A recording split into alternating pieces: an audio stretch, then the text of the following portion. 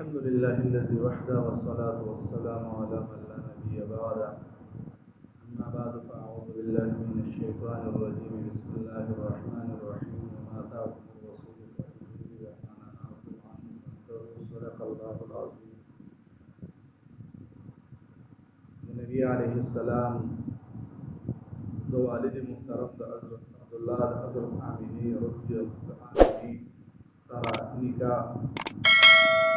हज़रत अब्दुल्लाह आमिनी सर निकाह अब्दुल मुत्तलिब से चिकला द अब्दुल्लाह दिफियना चिकम नजर मनले अगसल खान अगय हलाल करल मुद अगय चिकला फारिग शो मुद अब्दुल्लाह से वादो को फिक्र की अगा फिक्र शोरों को और कबीला बनु ज़हरा की जिद शराफत और बनसब की अगा मुमताज़ व आला व अगी की दवाहब बिनी अब्द मनाफ लुलवा जिद अगेनु आमिनाव और दखल दत्रो वहब बिनी अब्द मनाफ यानी दा आमिना दखल सरा लारी उतारते दखल पर कफालत के वा अब्दुल मुत्तलिब से लाड़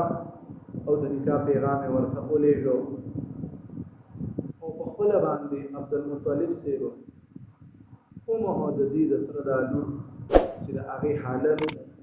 आगे के दनिका पैगाम बोले गो अब्दुल मुत्तलिब से बखल बांधे उनका उखला और दखल जी अब्दुल्ला से निकाह उमह आगा उकड़ला और यो मजलिस के दादवाड़ा निकाउन उशवल खुतबा उमह अब्दुल मुत्तलिब से अवेलिवा और बिया हज़रत हमज़ा रज़ी अल्लाह ताला चिदादो नबी अलैहिस्सलाम तर मुबारक होंगे और अब्दुल मुत्तलिब से टोलो का शरीक वेरे फरिश्ता की नबी अलैहिस्सलाम रज़ाई और को महारी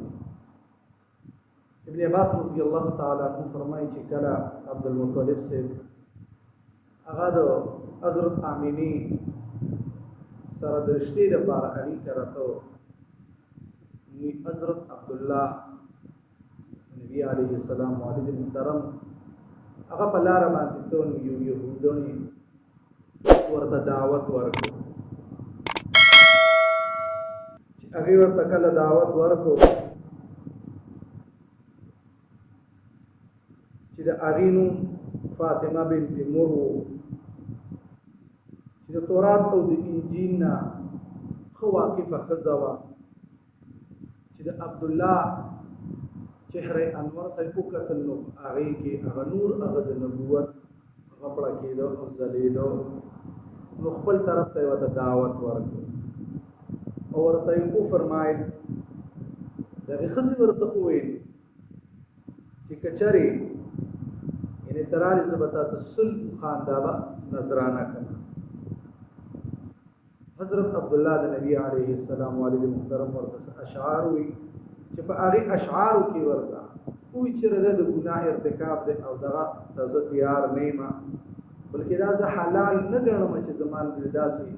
कार सूशी एक ज़मान दासी और कार आगा ज़ाहिर शी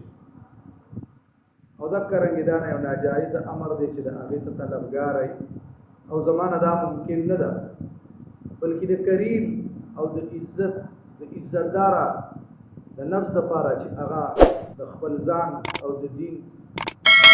द हिमायत और हिफाजत करी हज़रत अब्दुल्लाह चिकला द आमिनी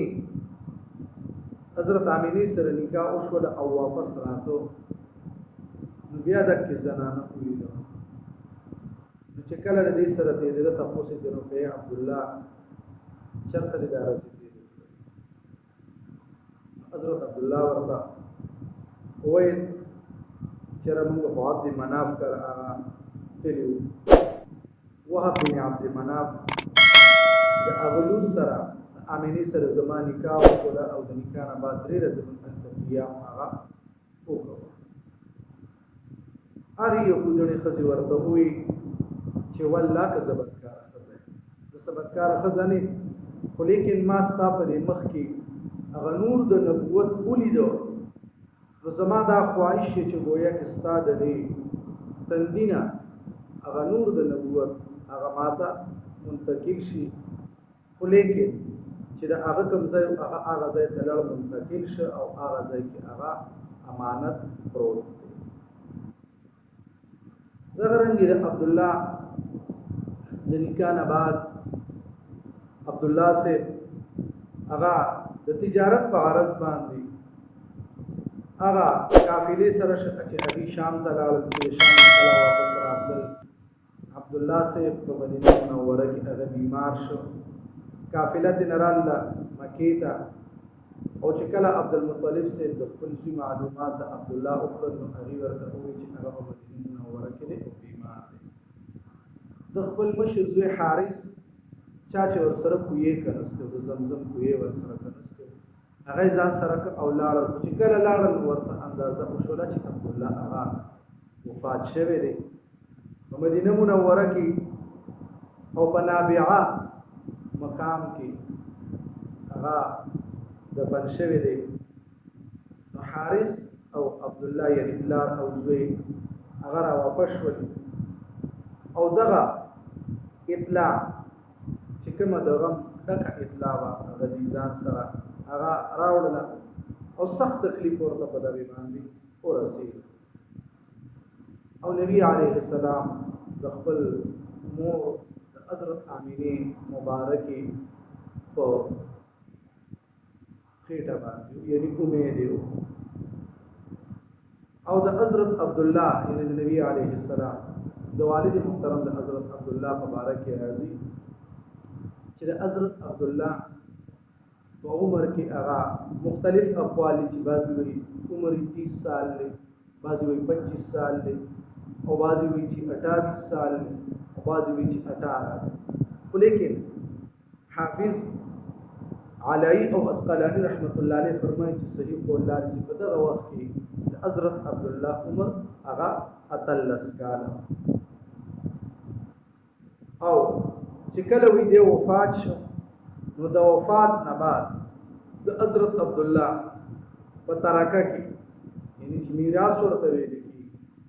په هغې کې 15 اوښان او څه بیزې وي او یوه وینځه وه چې د هغې قومیت هغه ام ایمن او نوم یې برکت و. دا د حضرت عبدالله هغه پاتې شوي. الله دې موږ د نبي علیه السلام په سیرت باندې زندګۍ